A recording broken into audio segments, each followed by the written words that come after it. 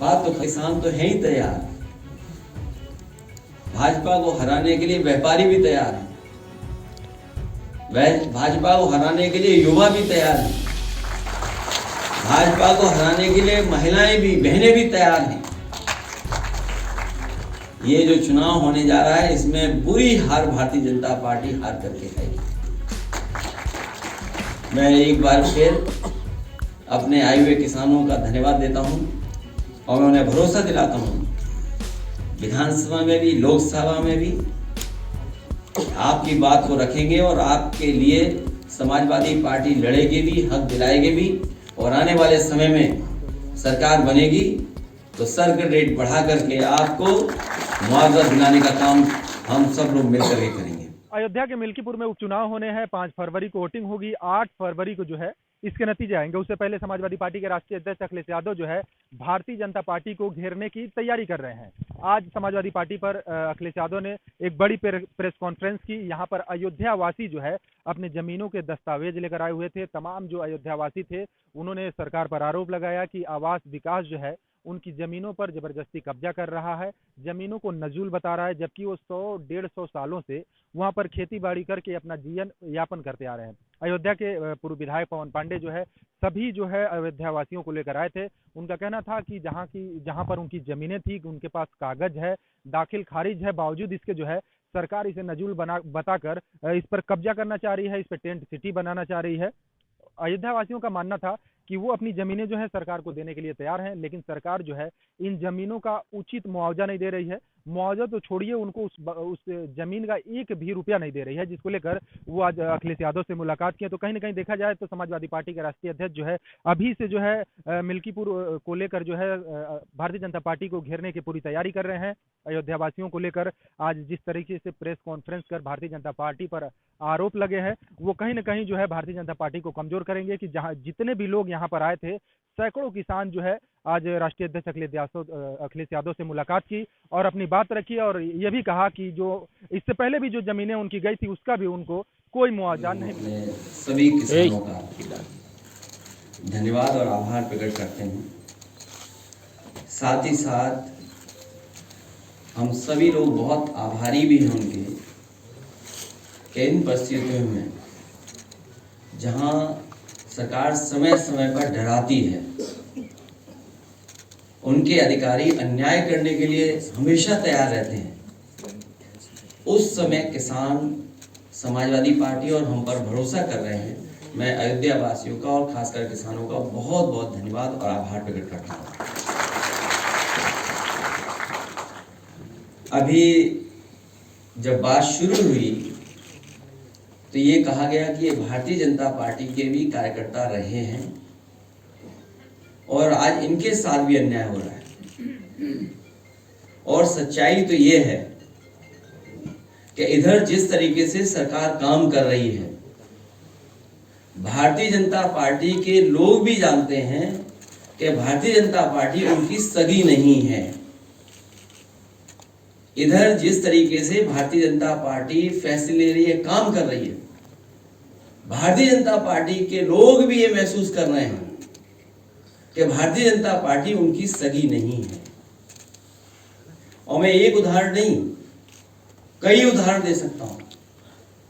जो हमारे किसान यहां पर आए हैं, इनका तो सब कुछ छीना जा रहा है। दादा परदादा से वर्षों से ये खेती बाड़ी करते आए हैं, अपना घर मकान बना लिया, रजिस्ट्री हो गई हैं, बहुत सी अपने परिवार मिलकर के रह रहे हैं, ना चाहती है। ये किसान जो आए हैं वो किसी विकास के खिलाफ नहीं, क्योंकि अगर विकास होगा, खुशहाली होगी तो इनकी भी तरक्की होगी। इनका जो मानना और समझना यही है कि अगर अयोध्या में इतना विकास हो रहा है और खुशहाली आ रही है तो इनका भी साथ साथ विकास हो, इनके घर परिवार में भी खुशहाली आए। सरकार जानबूझ करके सस्ते में जमीन लेकर के कुछ मुनाफा कमाने के लिए और कुछ लोगों को मुनाफा कमाने देने के लिए ये जमीन जबरदस्ती छीन रही है। समाजवादियों का मानना है कि मार्केट वैल्यू के हिसाब से किसान को मुआवजा मिलना चाहिए। और कई मौकों पर मैं और आप यहां पर बैठ करके कई बार चर्चा की है और यहां तक कहा मैंने कि ये अयोध्या प्रभु राम जी की जमीन है, धरती है उनकी।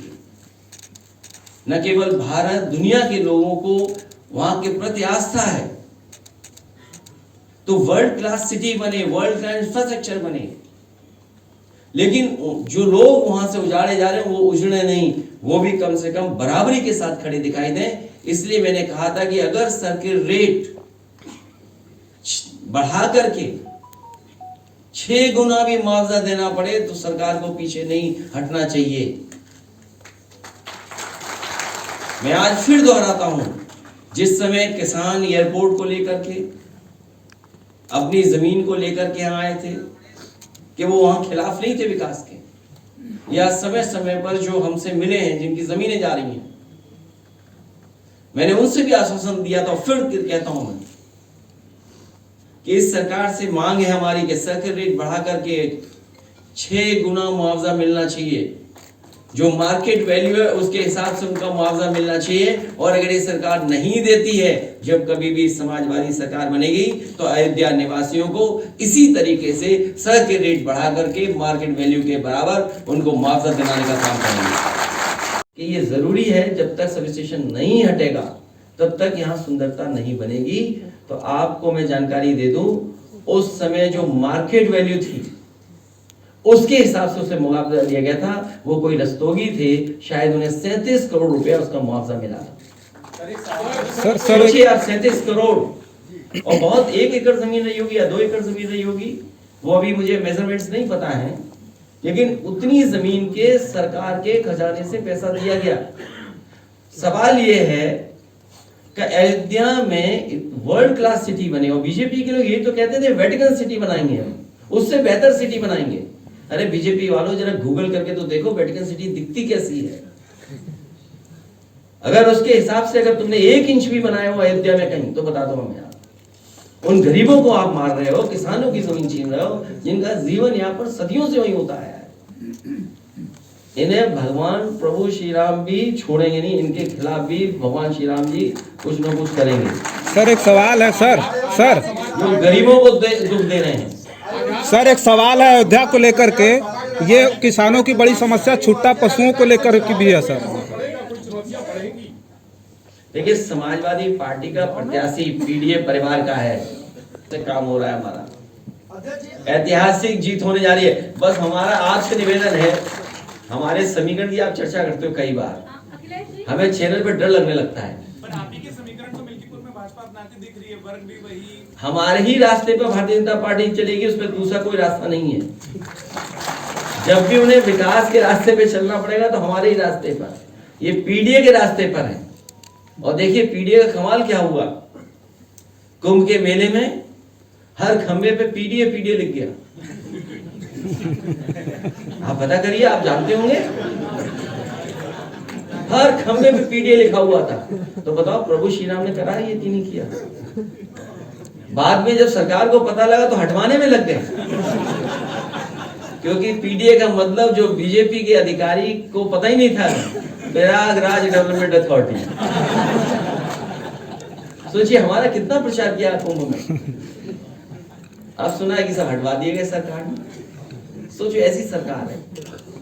अध्यक्ष जी, अयोध्या के किसानों का मुद्दा लगातार उठाते रहे हैं कि लगभग 2 महीने पहले आवास विकास परिषद के सचिव नीरज शुक्ला ने प्रेस कॉन्फ्रेंस की थी, और उस प्रेस कॉन्फ्रेंस में जो है अयोध्या के किसानों की बात की, तो उन्होंने कहा कि हम लैंड पूलिंग पे बात कर रहे हैं कि लैंड पूलिंग की जगह किसानों को जमीन दी जाएगी, किसान इस पे राजी हो कि वो अपनी पूरी जमीन देंगे और उसका 25% हम लोग डेवलप एरिया में देंगे। लेकिन किसान जो है लगातार बड़े ज्यादा मुआवजे की मांग कर रहे हैं, जो उनके लिए देना जो है लैंड पुलिंग या इस तरह की जो शब्दावली ला रहे हो, जो कई स्टेटों में सक्सेसफुल भी है, फेलियर भी है। ये लैंड एक्विजिशन का तरीका, पूरा सरयू नदी के आसपास लैंड एक्विजिशन हो गई, किसानों को कितना लैंड पुलिंग में मिला है एमओ बता दे सरकार में।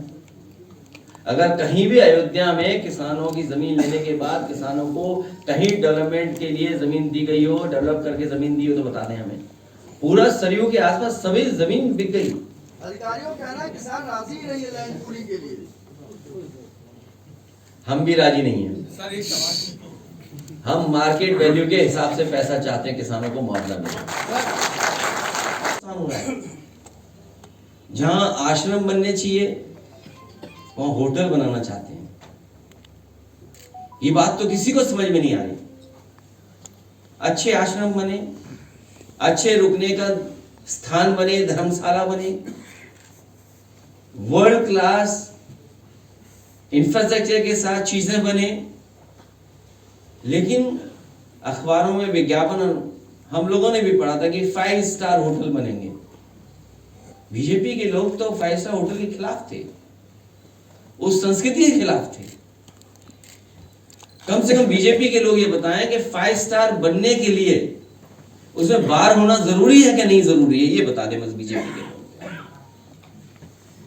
बीजेपी के लोगों ने कहा, और बीजेपी के लोग बताएं ये बात, सरकार के लोग बताएं कि जो 5 स्टार होटलों के लिए जमीन दे रहे हैं, क्या 5 स्टार होटल उसको माना जाएगा जिसमें बाढ़ नहीं होगा?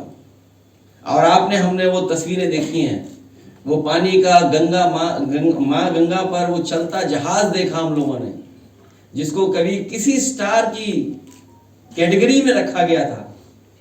उसमें हमने सबने तस्वीर देखी थी बाढ़ की। तो ये सरकार बताए आखिरकार किस दिशा में ले जाना चाहती है? हमारी समाजवादियों की मांग है कि विकास के खिलाफ नहीं है। अयोध्या वर्ल्ड क्लास सिटी बने, ये नहीं बना पा रहे हैं, समाजवादियों को मौका मिलेगा तो वर्ल्ड क्लास सिटी अयोध्या को बनाने का काम करेंगे। और समाजवादियों ने जो भी काम किए हैं आपको सब पता है, एक एक चीज वर्ल्ड क्लास है। जहां से मुख्यमंत्री जी अन्याय कर रहे हैं बैठ करके, जो सीएम हाउस है, लोक भवन ऑफिस, जो लोग भी निकलते होंगे इसके आसपास वो देखते होंगे कि क्या ऑफिस बनी हुई है। मैं तो ये कहता हूं जिस ऑफिस में वो बैठे हैं उसके बराबर भी पिछले इतने सालों में एक बिल्डिंग नहीं बना पाई है। मुझे खुशी है यहाँ के किसान हमारे साथ आए हैं और उन्हें भरोसा है समाजवादियों पर। मिल्कीपुर में भी चुनाव है, वहां पर पीडीए के प्रतिनिधि लड़ रहे हैं चुनाव।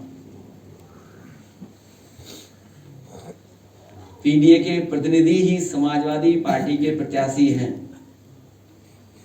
और उत्तर प्रदेश का, देश का सबसे बड़ा उपचुनाव होने जा रहा है। मैं तो अपने तमाम जर्नलिस्ट साथियों से अपील करूंगा कि ऐसा चुनाव जरूर देखने जाएं, देखने समझने जाएं, वहां की कवरेज हो और तमाम जानकार लोग हैं उनसे भी हमारा निवेदन होगा कि डेमोक्रेसी में ऐसा चुनाव नहीं देखा हुआ, ऐसे चुनाव की स्टडी करनी चाहिए। ऐसे चुनाव की स्टडी होगी आखिरकार चुनाव में जनता कैसे फैसला लेती है। और हम सरकार से भी कहेंगे कि ये चुनाव पारदर्शी हो और पारदर्शी उदाहरण पेश करे सरकार कि ये फेयर इलेक्शन हो रहा है, जिससे कि हमारे तमाम जर्नलिस्ट न केवल यूपी के, भारत के और दुनिया के भी आकर के देखें कि कैसे फेयर इलेक्शन होता है। ये उदाहरण पेश करे आने वाले समय में कि इतना फेयर इलेक्शन हो सकता है और किया जाता है। और सच्चाई तो ये है कि मिल्कीपुर में भी इनके पैर उखड़ते हुए नजर आ रहे हैं। विद्या विहार आवासीय विद्यालय 29 वर्षों से आपके बच्चों को शिक्षा, खेल और सांस्कृतिक रूप से समृद्ध कर रहा है।